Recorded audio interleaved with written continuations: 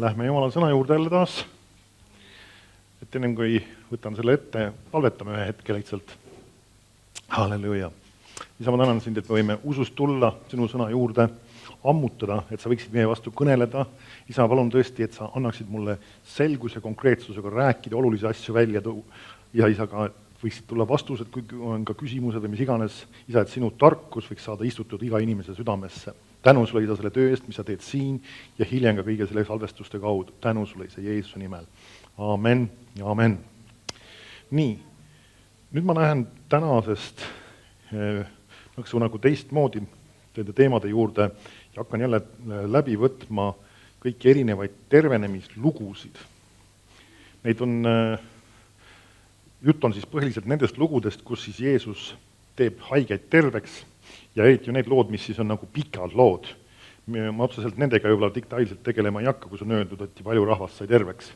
Võib-olla ma puudutan neid mingis muus kontekstis, aga ütleme, ma tegelen just põhiliselt sükestega, kus üks konkreetne või mitu inimest tulevad Jeesuse juurde ja saavad terveks ja hakkame vaatama neid detailselt, nagu üksi pulgi võtame nad kõik lahti. Ja ma otsin nagu välja ka paralleelselt, mitmed lood on erinevates evangeeliumites ja loeme mõlemad nagu versioonid, siis võite võib-olla kõiki, aga ütleme vähemalt mingisugused, vähemalt paar tükki, et vaadata neid erinevaid nüansse, mis siis on erinevad inimesed on kui Jumala vaimust inspireerituna välja toonud ja mis need meile tegelikult õpetavad.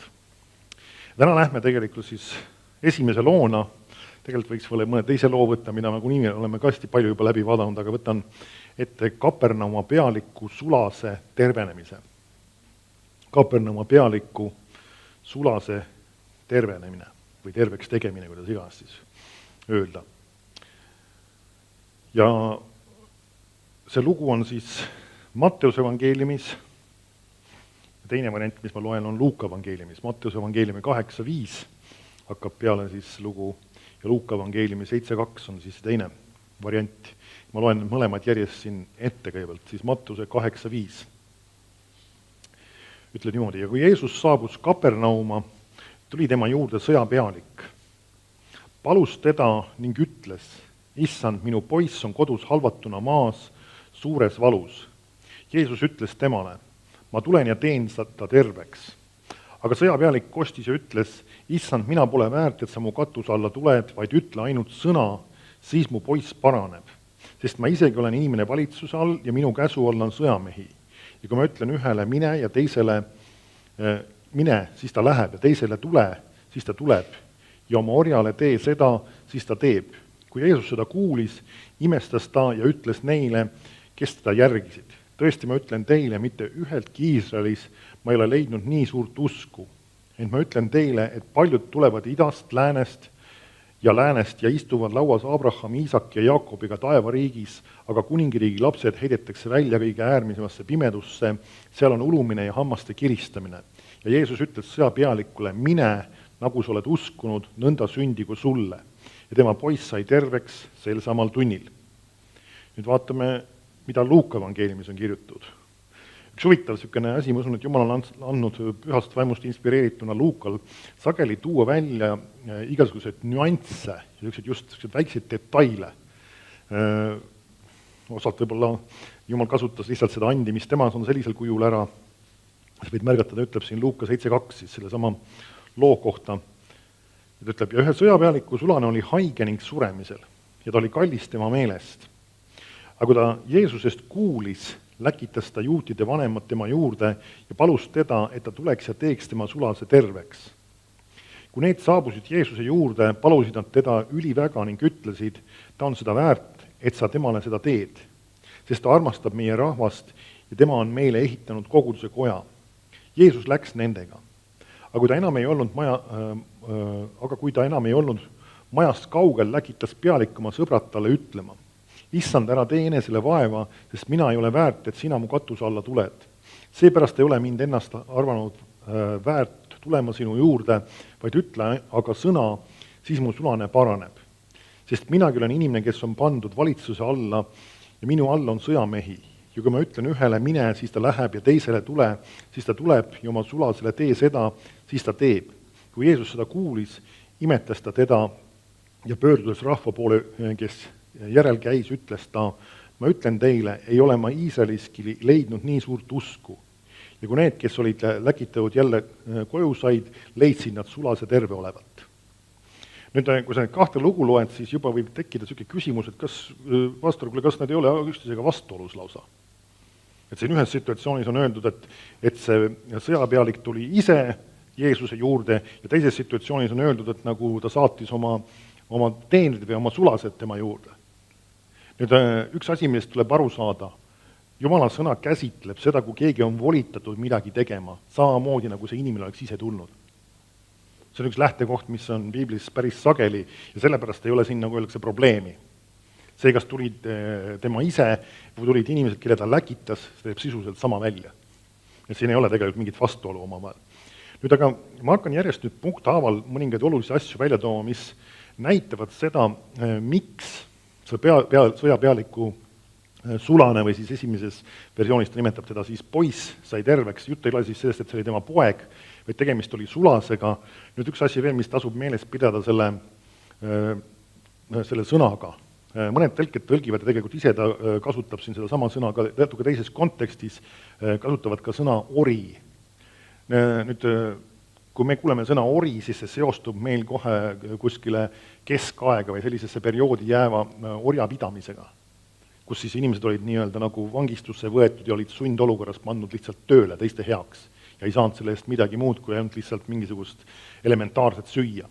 Nüüd siin see sõna sulane on võib-olla natuke parem tõlge, andes edasi selle asja sisu. Et need inimesed olid tegelikult meie mõistes ikkagi nagu sulase rollis, aga nad kasutasid siiski sõna ori selle koha peal, nii et selles mõttes ära ehmata, sa võid leida Piiblis seda sõna ori ka päris sageli kasutatud. Tegelikult selle all siis meie mõistes ikkagi mõeldakse rohkem niisugust inimest, kes on nagu sulane, kes saab sellest ka palka, mis ta teeb. Aga samas, et ta on siiski teadlikult või nii-öelda tahtlikult allutanud ennast oma isandale, kes siis talle ka palka maksab. Nii et see on see sama positsioon. Nüüd aga, kui sa vaatad, siis ta tuleb Jeesuse juurde ja tegelikult, mis oli Luuka evangeeliumis just välja toodud, seda ei olnud küll Matteuse evangeeliumis, aga see on üks väga oluline element, oli see, et ta oli kuulnud Jeesusest. Me näeme seda, et see on väga paljudes lugudes, kus haiged saavad terveks, kõigepealt on mainitud, et nad on kuulnud Jeesusest. Ja sellest hakkab see ime peale, sellest hakkab kogu see lugu peale ja me näeme, nii kui ta kuuleb, siis ta selle põhjal tegutseb, ta nii-öelda enda jaoks mõtleb selle asja läbi ja tegutseb selle põhjal. Nii et ta oli kuulnud Jeesusest. Nüüd järgmine punkt on see, et me näeme, et see sõjapealik tuli ise Jeesuse juurde või siis teises kontekstis toob välja siis, et ta läkitas oma sulased tema juurde. Aga me näeme seda, et Jeesus ei läinud omal initsiatiivil tema juurde. Ja sa võid jälgida seda, see on päris huvitav vaadata tegelikult, et kõigis nendes lugudes, kus inimesed saavad oma usu läbi terveks, on näha seda, et nad tulid Jeesuse juurde. Siis tähendab siis selles mõttes, et nad tegid mingisuguse sammu. Nad võib-olla siis mõnes kontekstis oli see, nagu selle pimeda Bartimeuse puhul see distants ei olnud väga suur, aga siiski ta tegi omapoolse sammu ja me näeme, et Jeesus ei olnud selle tervenemise initsiaatoriks. Nemad olid sageli need, kes omalt poolt käivitasid. Nüüd meile on võib-olla kontrastina üks teine lugu, kus siis mees Petsata tiigi äärest tehakse terveks ja me näeme seal, kuidas Jeesus läheb ise tema juurde. Ja see on nüüd kaks erinevat tüüpi tervenemist, mida tuleb tegelikult Piiblis väga selgelt eristada ja sageli, kui sellest asjast inimesed aru ei saa, siis neil on segadus tegelikult nendest tervenemislugudes üldse. Ja on kahte tüüpi tervenemised. Ühed on siis inimeste oma usu läbi tervenemised. Näiteks see sama näide on siin siis see, kuidas see sulane saab siis selle sõjapealiku usu läbi. Me näeme, et see sulane ise ei ole tema juurde tulemas, aga saab siis selle sõjapealiku usu läbi terveks. Aga siis Petsata tiigi ääres istuv mees, kes ootas, et millal seda vett segatakse ja kui õigel ajal sisse saab astuda, tema sai vaimu anni läbi terveks. Ja siis me näeme, et siis selles situatsioonis on siis see, kes tahab abi, on tervenemise initsiaatoriks, aga Petsata tiigi ääres olev inimene soovib küll abi saada, aga ta ei ole ise selle initsiaatoriks ja me näeme, kuidas Jeesus tuleb ja teeb ta terveks. Ta tuleb tema juurde lausa. Me näeme, see on siis vaimu anni kaudu tervene.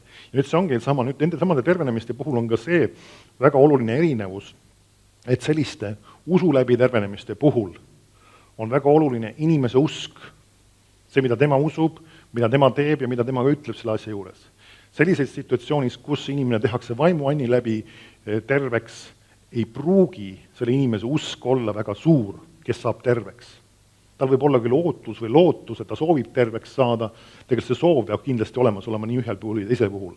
Aga me näeme, et tal on lihtsalt ootus ja Jumal tuleb lihtsalt suveräänselt, tuleb üleloomulikult, astub lihtsalt sisse, nii-öelda võiks öelda, ja vaimuanni kaudu teeb see inimese terveks.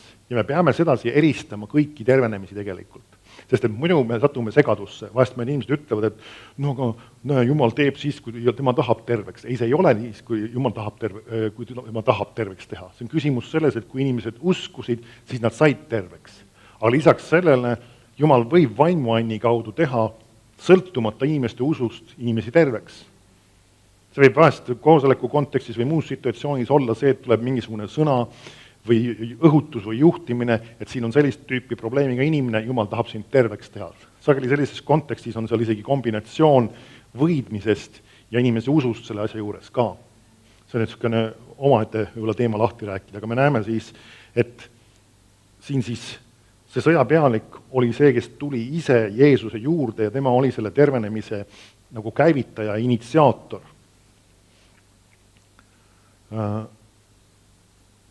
Järgmine asi, mille toob Luuka evangeelium välja just, on see, et see sõjapealik hoolis oma sulasest.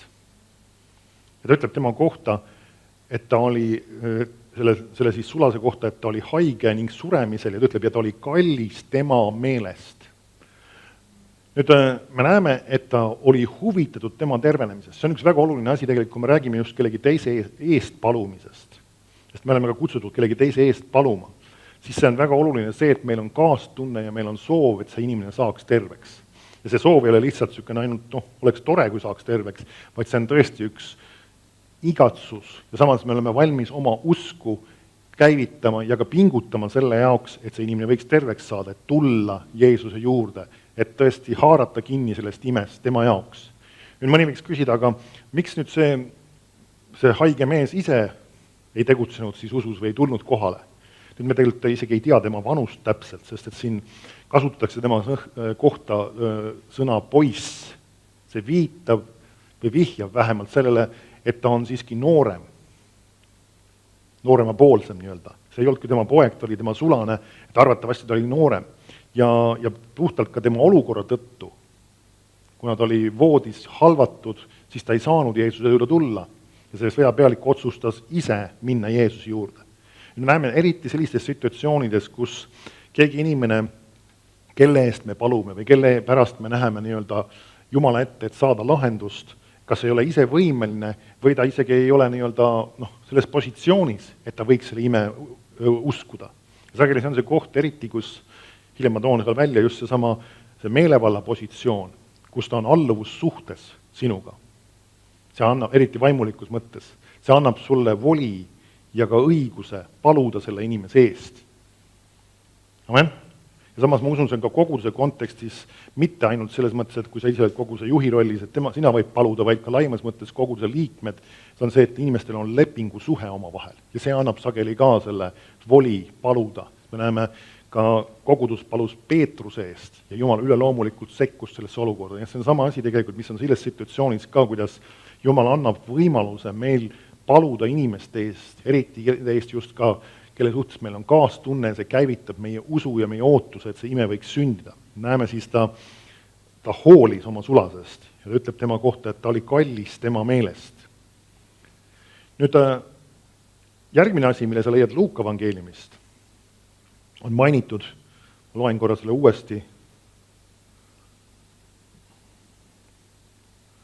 4. salmis Luuka 7.4.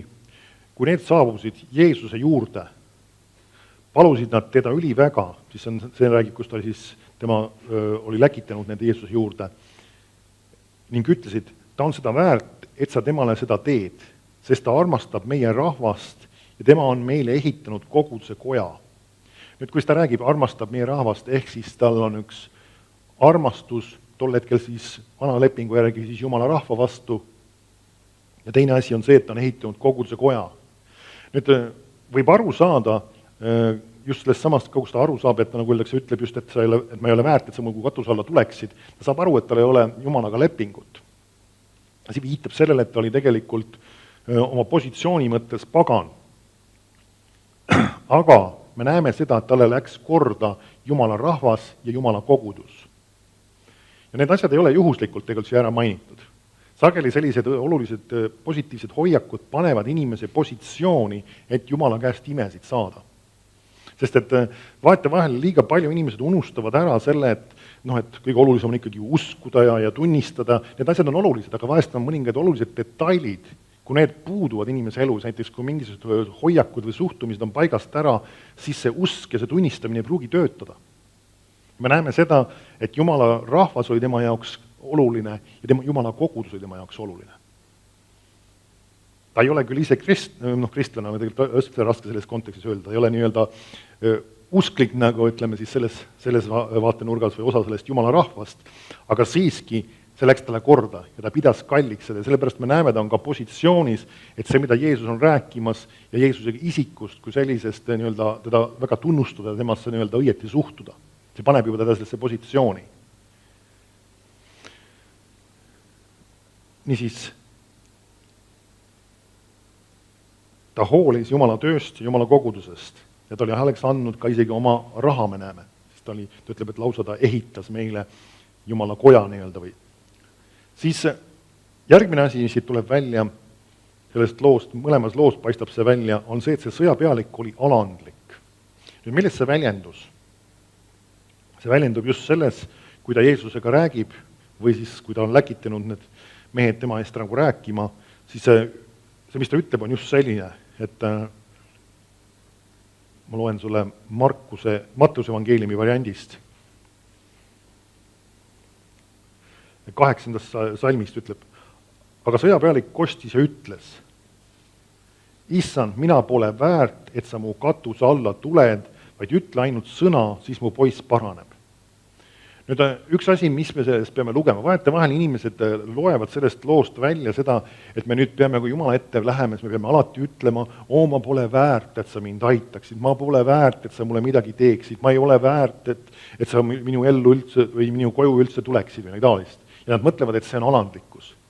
Alandlikkus ei ole iseenda madalamaks tegemine, vaid alandlikkus on selle tunnustamine, kes sa oled Jumalas. Ja see on see, mida tema tunnustabki. Ta teab seda, et tal ei ole lepingut Jumalaga ja ta tunnustab seda situatsiooni, seda positsiooni, kus ta sel hetkel on. Ta ei ole osa Jumala rahvast, aga siiski ta teab seda, et tal tänu Jumala armule ja Jumala halastusele on võimalik osa saada sellest imest või tervenemistest, mida Jeesus siis teeb. Ja sellel sama baasil ta lähebki, ta teab täpselt oma positsiooni ja ta tunnustab seda ja ta räägib seda välja. Nüüd tänasel päeval, kui meie lähme Jumala ette, siis me ei ütle, ma ei ole väärt, vaid me ütleme, Isa, sina oled teinud mind oma lapseks ja ma tunnustan seda, mida sa oled öelnud minu kohta. Sa oled mind pannud taevalikku olukorda kõrgemale kõige valitsuse võimu ja väe. Sa oled kinkinud mulle Jeesusest tervenemise.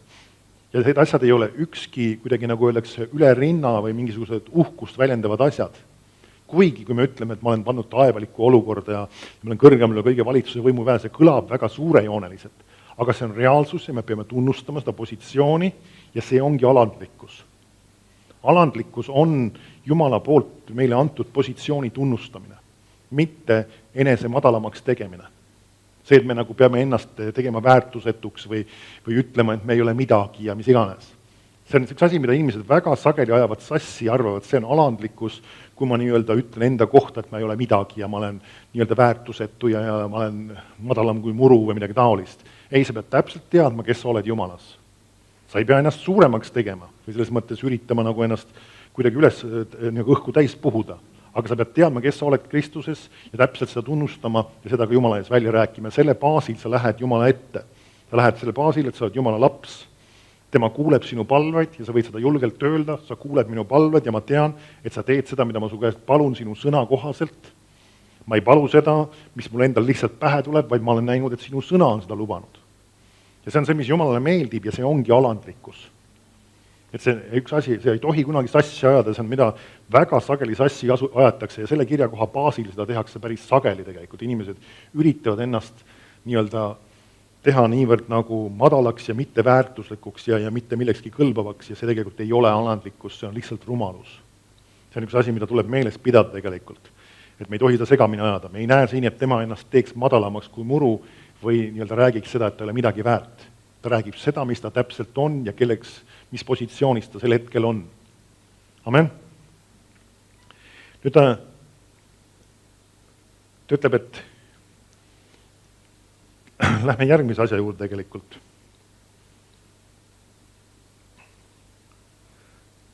See on siis, et tal oli arusaam meelevallast ning ta oli ise meelevalla all. Jällegi see tuleb siit Matteuse evangeeliumist päris hästi välja, teises versioonis või variandis täpselt samamoodi, aga ütleb niimoodi, 8. salmis loen uuesti. Issand, ma pole väärt, et sa mu katuse alla tuled, vaid ütle ainult sõna, siis mu poiss paraneb. Ja siis ta ütleb edasi, sest ma isegi olen inimene valitsuse all ja minu käsu all on sõjamehi. Ja kui ma ütlen ühele, mine, siis ta läheb ja teisele tule, siis ta tuleb ja oma orjale tee seda, siis ta teeb. Nüüd, mida ta ütleb? Sest ma isegi olen inimene valitsuse all. See on üks asi, mis on väga oluline. Me näeme seda, et ta oli ise meelevalla all. Ja see on nüüd omaette pikem õpetus, aga see on üks asi, millele meil tuleb pihta saada. Kui me saame kristlaseks, siis me teame, et seal, kus on issanda vaim, seal on vabadus. Aga vahetevahel inimesed tõlgitsevad sõna vabadus väga valesti. Ja ütleme, inimesed, kes Jumalat võib-olla isegi tunne ja nad räägivad sellest, et ma olen nüüd vaba, siis nende jaoks tähendab sageli anarhiat. Jumalas ei ole olemas sellist anarhia vabadust, kus sa kellegile ei allu ja millegile ei allu ja sul ei ole mitte mingid reegleid ja sul ei ole mitte mingid piiranguid. See ei ole vabadus. Amen. Aga me näeme, kui me saame kristlaseks, siis me kohe astume selle sama sammuga valitsuse alla. Ütleme, Jeesus, sina oled minu issand, see tähendab seda, et sina valitsed minu elus ja me astume kohe valitsuse alla. Ja nii lisaks sellele, kui me astume Jeesuse valitsuse alla, Jumala valitsuse alla, Jumal on paika pannud ka oma juhtimisstruktuuri ja siin me näeme, ta viitab sellele just, et see valitsuse all, mis tema on, ei ole ainult valitsuse all Jumala suhtes, vaid ka valitsuse all inimeste suhtes. Ja ta tunnustab Jumala poolt paika pandud autoriteeti. Me näeme, Piibel räägib Jumala poolt paika pandud autoriteedina riigijuhtidest, siis ta räägib laiemas mõttes ka lihtsalt nimetab neid ülemusteks, siis ta räägib ka koguduse kontekstis koguduste juhtidest, siis ta räägib, ütleme kindlasti töö rollis tegelikult, ta räägib sellest ka inimesed, kes on töö juures nii-öelda juhi rollis. Ta räägib, ütleme, tolles ajas räägib siis isanda ja sulase või isanda ja orja suhtest räägib tegelikult täitsa meil Piibels. Ja räägib sellest ka, kuidas inimesed, kes on siis sulased, peaksid tunnustama oma isandaid. Siis tänasel päeval see tegelikult tähendaks seda, et kui me oleme tööl kuskil firmas, me peaksime tunnustama oma firma juhti. Et see on tegelikult väga sama suhe, kuigi et meie elukeskkond on muutunud. Ja erinevad sellised asjad on Jumal paika pannud. Pluss siis Jumal on paika pannud perekonna. Ja perekonnas on ta pannud mehe juhi rolli ja naise on pannud siis alistuvasse rolli ja lapsed on pannud omakorda vanematele alistuvasse rolli. Ja kõik need struktuurid Jumal on paika pannud. Ja tema ütleb, et ma isegi olen inimene valitsuse all. See on seesama, et inimene, kes tahab, et tema usk võiks funktsioneerida sellisel kujul nagu sellel mehel, et tõesti sa usud ainult seda lihtsalt sõna, tal on vaja olla selles samas positsioonis. Seda, et me tunnustame Jumala poolt paika pandud valitsust, siis kindlasti Jumalat ise meie üle, et Jeesus on meie issand, ja sealt edasi kogu seda struktuuri, mis tema on pannud siia maa peale inimeste kujul alla. Nüüd sageli inimesed tänasel päeval ühiskonnas kardavad selliseid sõnu nagu alistumine ja allumine ja valitsus sinu üle ja inimestele ei meeldi, nad tahaksid teha asju nii, nagu neile meeldib. Nüüd sama aru selle asja tegelikult taga on lihalikkus, isekus ja tegelikult me näeme seda, mis oli üks kuradi, üks mõttelaad, oli see, et mina teen, mina tahan, mina teen seda, mis mina tahan nii-öelda. See oli nema põhiline nagu idee, mis kandis teda ja lõpuks ta lendas taevast. Nüüd me peame arvestama sellega, kui me anname oma elu Jumalale, me astume meelevalla positsiooni just selles mõttes valitsuse alla ise ja meil ei ole olemas niisugust absoluutset vabadust või mingit anarhiat, teen, mis tahan. me oleme kristlasena astunud sellesse positsiooni. Ja kui meile see ei peaks meeldima, siis me võiks öelda ka karmilt, et me oleme vales kohas. Kui meile ei meeldi olla meelevalla all, siis meie nii-öelda koht ei ole Jumala riigis. Sest ei ole teist varianti lihtsalt. Kui me tahame nii-öelda anarhiat, siis kõige veidram selle juures on lisaks veel see inimesed, kes arvavad, et nad on nii-öelda vabad ja neil on anarhia, et nad teevad, mis tahavad, on sageli tegelikult ikkagi jällegi kellegi meelevalla all. Sest Piibel ütleb, et see maailm on pimeda meelevallas või pimeda võimuses. Et tegelikult sageli inimesed ütlevad, ma teen, mis tahan, tõmban suitsu, joon siis ennast purju, kui tahan, aga tegelikult nad on nende samade ainete sõltuvuses. Ja tegelikult nad ei ole vabad, nii et see on selles mõttes niisugune üksikud näited ja kast muud asjad, mis iganes inimesed arvavad, et nad on vabad tegema, mis nad tahavad, aga sageli nad on nende samade käitumiste, nende harjumuste ja nende igasuguste sõltuvuste küljest tegelikult ikka kinni. Nii et sellepärast ma arvan, et targem on valida seda, et sa oled Jumala meelevalla all, kui valida midagi muud ja arvata, et sa oled nii-öelda päris vaba tegelikult. Seda tegelikult sellises hommel ei funktsioneeri. Aga me näeme siis, et tema oli siis selles kohas ise valitsuse all ja see on väga oluline. Ja ma olen näinud, see on hämmastav. Inimesed, kes ei tunnusta Jumala poolt paika pandud valitsust, ignoreerivad või mässavad selle vastu, need inimesed sageli kannatavad selle pärast ise väga tõsiselt. Ja see kannatamine hakkab peale nii nende tervise, nende rahaasjade, igasuguste muude asjadega ja kõik need asjad on lihtsalt segaduses. Kui nad seavad selle asja korda, siis Jumala õnnistus tuleb ka nende ellu. Et see ei ole täitsa ükstakõik nii-öelda, mis toimub, mis sünnib. Ja tegelikult, kui sa tahad seda teemat uurida, see on üks asi, mis peab meile, nagu öeldakse, olema nagu väga selge. On väga hea raamat, on John Beveril Katte all. Sa pead olema kindlasti selle kunagi läbi lugenud, ma soovitan selle väga läbi lugeda. See ei ole tervenemisest otseselt õpetatud raamat, aga see õpetab nendest printsiipidest väga selgelt ja detailselt lahti. Ja näitab seda, mis Piibel selle asja kohta ütleb. Niisiis me näeme, et see Kapernauma sulane, ta oli ise valitsuse all. Ehk siis ta alistus Jumala poolt seatud korrale.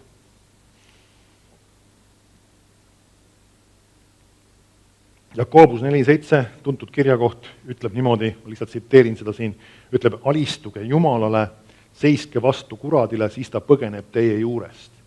Me peame meeles pidama, kui me alistume Jumalale, siis see ei tähenda ainult seda, et Jeesus on minu issand, see tähendab seda, et me alistume ka tema poolt seatud korrale.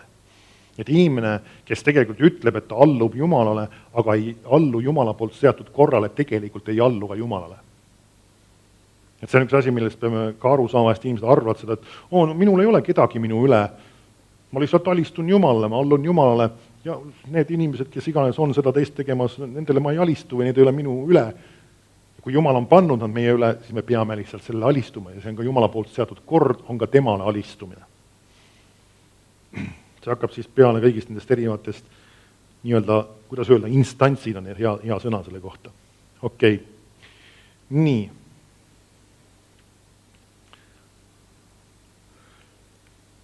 Nüüd järgmine asi, me näeme sellest samast alistumisest, kui nagu siin Jakobuse kirja ka ütleb, et alistuge Jumalale, seiske vastu kuradile. Me näeme seda, et kui me oleme ise alistunud, siis me oleme ka positsioonis, et kuradile vastu seista, et tema alistuks meile. Et siis tegelikult, kui me oleme ausad, siis Piibel ütleb seda, et meid on pandud taevalikku olukorda kõrgüle kõige valitsuse võimu ja väe, rääkides kurjadest vaimudest. See tähendab seda, et sinu meelevald hakkab funktsioneerima.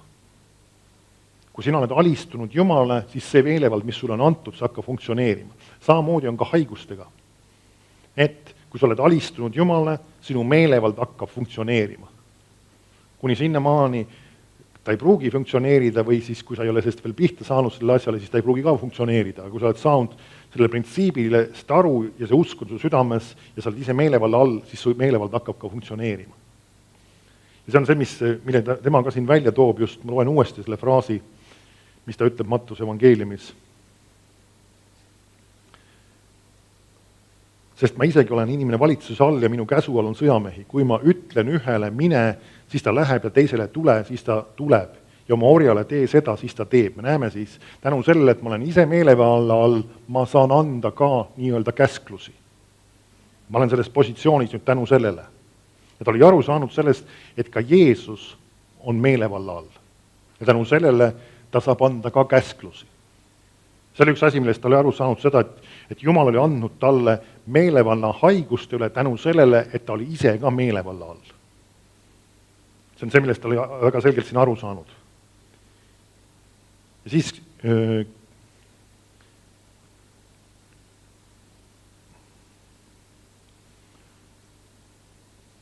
vaatame edasi veel. Ja siis me näeme, tema meelevald hakkab funktsioneerima.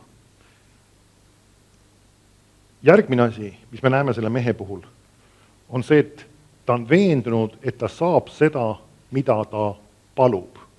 Ehk siis kõige lihtsamas fraasis ta ütleb, et ütle ainult sõna, siis mu poiss paraneb. Nüüd üks asi, millest me peame aru saama, vahetevahel inimesed nagu kuidagi süüdistavad neid, kes eriti usku õpetavad. Ja sageli ka, ütleme, ususõna liikumist isegi on süüdistatud sellest, et me käsutame Jumalat. Ja kui sa õpetad väga selgelt usust ja räägid just sellest samast printsiibist, et sa saad seda, mida sa palud, siis inimesed süüdistavad seda, et te neile käsutate Jumalat.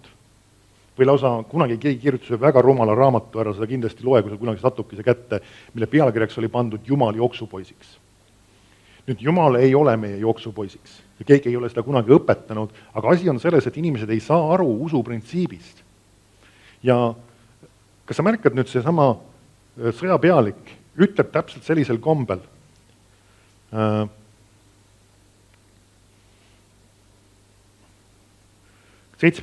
olen siis, ma vaatan Markuse evangeeliumi varianti üles, just leian selle.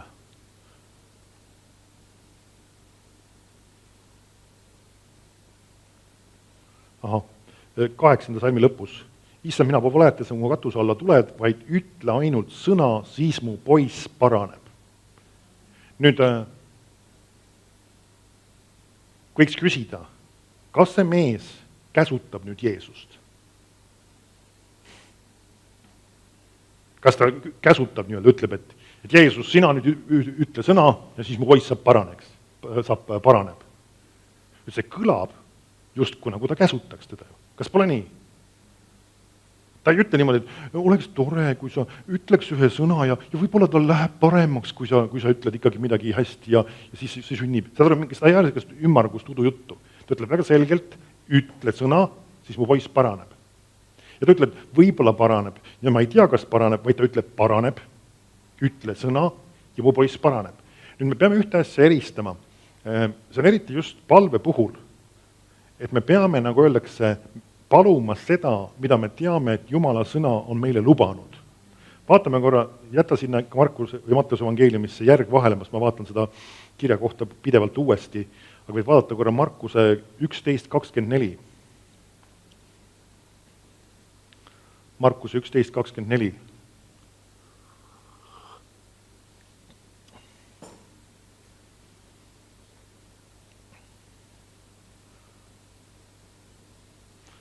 Ütleb, sellepärast ma ütlen teile. Jeesus räägib neid sõnu, ta õpetab palveprintsiipe. Kõik, mida te palute ja anute, uskuge, et te seda saate ja siis see saab teile. Nüüd Jeesus käsib meil uskuda seda, mida me palume. Ja siis see saab meile. Nüüd see tähendabki seda, et kui tema ütleb, et ütle ainult sõna, siis mu poiss paraneb, siis ta usub, et see, mis ta ütleb, et see saab talle. Jeesus käsib meil niimoodi teha. Nüüd see ei ole Jumala käsutamine, miks pärast, sest et Jumal on seda printsiipi meile õpetanud. Kui meie võtaksime selle idee pähe ja läheksime, nagu öeldakse, Jeesusele ütlema, mis ta peab tegema või Jumalale ütlema, mis ta peab tegema, siis meil, nagu öeldakse, ei ole selleks mingit alust ja siis me oleme tõesti sellises rollis justkui nagu käsutamas Jumalat. Aga kui me näeme, et see on Jumala sõnasse kirjutatud, see printsiip, mille põhjal me tegutseme, ja Jumal tahab, et me usuksime seda, et kõik, mida me palume, usume, et me seda saame, siis see saab meile. Siis see ei ole Jumala käsutamine. Ja siin ongi see sama asi, et kui inimene ei saa usuprintsiibist aru, siis ta hakkabki süüdistama neid, kes usku õpetavad, nad käsutuvad Jumalat kogu aeg. Nemad kogu aeg ütlevad, et ma palusin ja ma saan seda. kas sa ei tea, et muuseas Jeesus ütleb ka sedasi? Ta ütleb Johannese evangeeliumis, kui ta räägib sellest, et ta palub püha vaimu, et inimesed saaksid täidetud püha vaimuga, ta ütleb, ja mina palun isa ja tema annab teile teise trööstija. Ja täpselt nii ta ütlebki. Mina palun ja mina saan. Ja see ei ole Jumala käsutamine. Mõni ütleb, et oi, me peaks ütlema, et no Jumal, kui sa tahad, siis sa tee seda ja me ei tea, kas sa tahad. Kõigepealt tuleb kindlaks teha, kas ta tahab. Meil pole paluda mõtet neid asju, mida ta ei taha teha. Ja kus me saame teada, mida ta tahab teha tema sõnast. Ja see on see sama printsiip, kui inimesed sellest aru ei saa, siis nad kogu aeg süüdistavad, nad käsutavad Jumalat. Nad kogu aeg käsutavad Jumalat. Et usu hullud, nemad käsutavad Jumalat, nemad tahavad Jumalast enne selle jooksupoisi teha ja ütlevad talle, mis tema peab tegema. Ei, meie ei ütle talle, mis tema peab tegema, vaid me loeme tema sõnast, mis ta on ütelnud, et tema tahab teha. Ja tegelikult palve ei olegi niivõrd see, et me nagu ütleme Jumalale, mida me peame tegema, vaid tegelikult me leiame Jumala sõnast, mis ta on otsustanud ja tahab juba teha ja me lihtsalt nõustume sellega. Isa, sinu tahtmine sündigu maa peal, nõnda nagu ka taevas. See ongi tegelikult palve. See, et me ei palu seda, mis nagu öeldakse, meie võib-olla pähe tuleks või meie tahaksime, vaid me leiame piiblist, et see on Jumala tahe ja siis me palume seda ja me võime öelda, et me seda saame, sest Jumal tahab seda teha. Nüüd see, mida Jumal tahab teha, on ikka üllatavalt palju tegelikult. See, mida ta ei taha teha, on suhteliselt vähe. Ja kui me räägime tervenemisest, siis see teema on mul läbitud juba, Jumal tahab kõiki haigeid terveks teha. Ja sellise asja puhul ei ole nagu öeldakse mingit küsimust. Kui me palume, et ta tahaks et ta võiks kellegi terveks teha, siis me võimegi öelda, isa, ma palun, et sa teeksid selle inimese terveks ja ma usun, et ta saab terveks. Miks pärast? Sest et sinu sõna on ütelnud seda, et sa tahad seda terveks teha. Ja sellest ma võingi öelda, et kõik, mida ma palun ja anun ja ma usun, et ma seda saan. Et see ongi sama oluline. Kui me ütleme, et ma ei tea, kas ta saab terveks, võib-olla saab terveks, siis me ei ole tegutsemas selle kirjakoha järgi. Meil on kästud uskuda, et ta saab terveks. Siis meil on öeldud, kõik, mida te palute, anute, uskuge, et te seda saate. Ei ole öeldud, oletage või arvake või lootke. Lootmine on hea algus, aga see on öeldud, uskuge, et te seda saate. Me peame uskuma, et me seda saame. Ja see mees ütlebki, ütle ainult sõna ja siis ta saab terveks. Ta ei pane sinna ühtegi kahtluse sõna sisse. Vaete vahel meie mõned tõlked nendes lugudes ei ole väga hästi küll tõlgitud, aga selles loos meil ei ole isegi sellega suhtes nagu tehtud selliseid küsimusi, vaid ta ütleb väga selgelt, ütle ainult sõna ja ta saab terveks. Ja me saamegi aru, ta ei käsuta Jumalat, vaid ta on teada saanud, mis on Jumala tahe ja ta lihtsalt liitub sellega ja otsustab seda uskuda. Ja me näeme lisaks sellele, kui see oleks Jumala käsutamine, siis Jeesus adresseeriks seda, ütles, et see on üks kõige jubedamaid asju, mis ma siin kuulnud olen. Vaid ta ütleb, see on olnud hoopis üks kõige imelisemaid asju selles mõttes, et ma ei ole nii suurt usku kuskil näinudki. Ja me näeme, et Jeesus kiidab seda käitumist. Kui see oleks halb käitumine, siis ta teeks maha. Ta kirjutaks ka ühe nii-öelda raamatu Jumal jooksupoisiks selle kohta. Keelest olda see. Seda raamatut õnneks vist kuskil ei ole ja ära otsi igalda. Nüüd me peame aru saama sellest just, et see, mida Jeesus siin heaks kiidab, ongi just sellises usus käitumine, sest ta ütleb, et ta ei ole nii suurt usku näinud ja tegelikult kohe me lähengi selle juurde ja järgmine punkt ongi mul, et Jeesus nägi tema usku. Ma lähen tagasi Matteuse evangeeliumisse 8. peatükki, kus see lugu on ja ütleb niimoodi 10. salmis. Kui Jeesus seda kuulis, mida ta kuulis siis? Seda sama printsiipi, kus see mees räägib sellest, kuidas tema on ise meelevalla all ja kui tema annab meelevalla all olles käsklusi, siis see saab talle ja kui ta palub talt seda, et ütle ainult sõna, siis mu poiss paraneb, siis selle sama kohta ta ütleb. Kui Jeesus seda kuulis, seda, mida see mees räägib siis, imestas ta ja ütles neile, kes teda järgisid. Tõesti, ma ütlen teile, mitte üheltki Iisraelis ma ei ole leidnud nii suurt usku. Me näeme siis, Jeesus kiidab sellise usu heaks ja sellise käitumise kiidab ta heaks. Ta ei halvusta seda, ta ei ütle, sa oled ülbust täis läinud ja mis sa tuled siin käsutama mind, vaid ta ütleb, et ma ei ole üheltki leidnud nii suurt usku. Nüüd me näeme, see ongi usus tegutsemine. Kui see, et me saame teada, mis on Jumala tahe ja julgelt usume seda ja ütleme, et see saab mulle. Et me ei peaks ütlema pärast palvet, me palusime, kas ta saab terveks? No ma ei tea, kes seda teab, võib-olla saab terveks, Jumala teed on nii aimamatud. Ei, sa pead uskuma, et ta saab terveks, sest sina palusid ja sul oli Jumala sõna ja Jumal ütles, et ta teeb seda. Ja sellist tüüpi uskmatuse palvega on inimesed sõna otseses mõttes ära surnud, ilma naljata täiesti. Täiesti reaalsed juhtumid, kus on toodud see ühiseks palveks välja ja nagu öeldakse, see sama suur grupp on nõustunud selles, et me küll palume, aga tal ikkagi läks veel hullemaks ja läheb arvatavasti veel hullemaks. Ja meie ei tea ju, kas ta ikka saab terveks ja arstid ütlesid, et nii hirmus asi ja nii õudne asi ja lähevadki paar nädalat või päeva lööda ja see inimene on surnud. Ja siis inimesed süüdistavad, me ju palusime ta eest ja Jumal ei teinudki teda terveks. Ei, see ei olnud selles küsimus.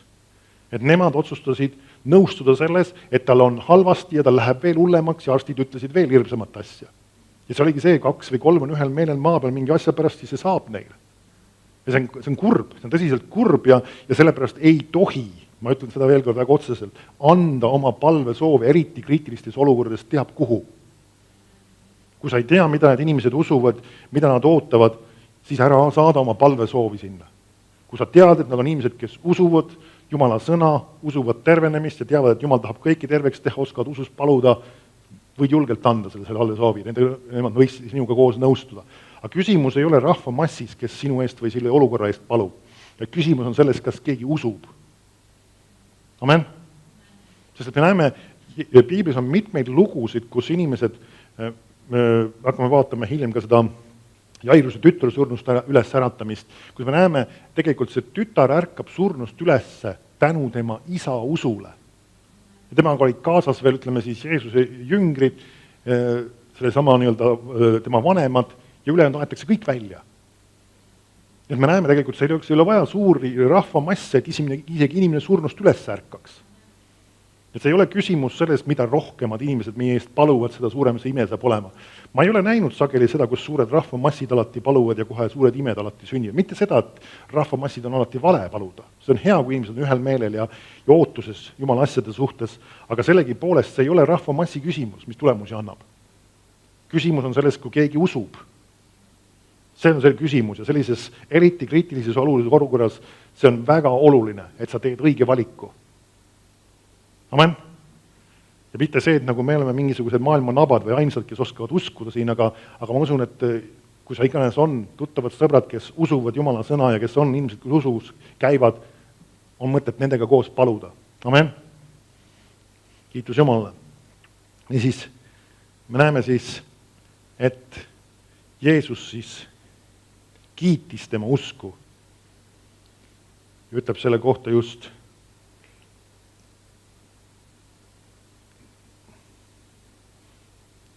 et nii suurt usku ma ei ole kuskil näinud varem. Ma loen selle uuesti selle tsitaadi, kerin natuke neid. Ja nüüd üheltki Iisraelis ma ei ole leidnud nii suurt usku.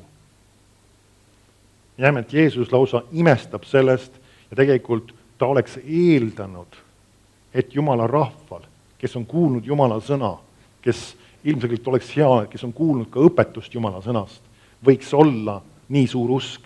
Aga nüüd tuleb keegi väljaspoolt, kes tegelikult arvatavasti ei olegi niivõrd suurt õpetust kuulnud, on kuulnud mingisuguse ühe sõnumi või loo Jeesusest, mis keegi rääkis või lugusid Jeesusest, sest Piibel ütleb, ta oli kuulnud Jeesusest. Ja selle põhjal me näeme, tal on niivõrd suur usk. Aga samas see, et tal nii suur usk oli, ei olnud juhus. Jumal ei ole ilma asjata neid samu printsiipe siia ritta pannud, näidates, missugused omadused olid sellel mehel.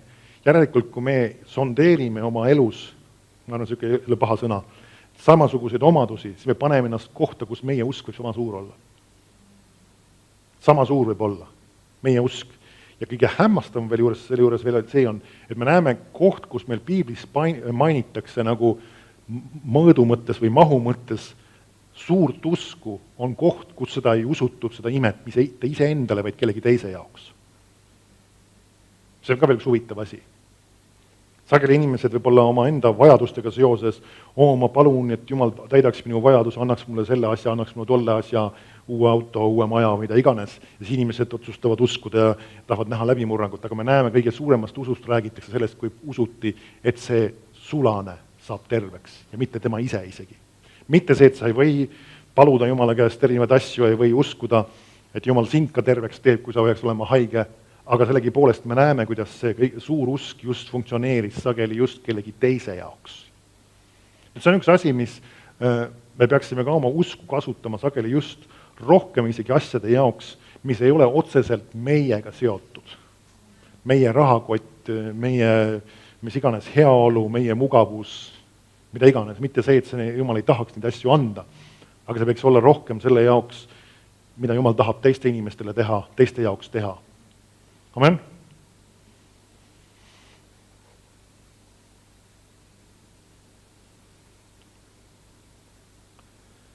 Ja viimane printsiip, tegelikult see ongi, ma ikkagi rääkisin juba ära. Esimene oli see, et mul on kaks punkti ühes koos, et Jeesus nägi tema usku ja tal oli usku just Jeesuse sõnadesse. Niisiis, seesama suur usk siis toetub ainult Jumala sõnale. Mitte sellele, mida ta tunneb, mitte sellele, mida ta näeb. Ütle ainult sõna. Mida see mees tundis? Mitte midagi. Mida see mees nägi? Mitte midagi. Sest et seda poissi või seda sulast ei olnudki üldse seal füüsiliselt kohal sel hetkel. Et sel hetkel, kui ta ütleb talle selle sõna, ta ei näe mitte mingit muutust, ta ei tunne mitte mingit muutust ja ta usub lihtsalt seda sõna ja läheb ja see poiss on terveks saanud. Et see on seesama asi tegelikult, mismoodi suur usk tegutseb. Ja see on see tegelikult, mille suunas me saame kasvada. Kui me täna selles kohas ei ole, siis me saame selle suunas kasvada. Me võime saada usust tugevaks, saada usust kindlaks ja näha samasugused imesid. Just kuidas me usume samasugused imesid ka teistele. Aamen. Kiitus Jumalale. Palvetame siin veel. Isa, ma tänan sind, et sina tahad, et me võiksime sirutuda välja ja näha suuri hämmastavaid imesid toimumas, mitte ainult meie enda eludes. Sa tahad ka, et meie enda elus võiks olla, aga samas, et me oleme valmis uskuma imesid teistele.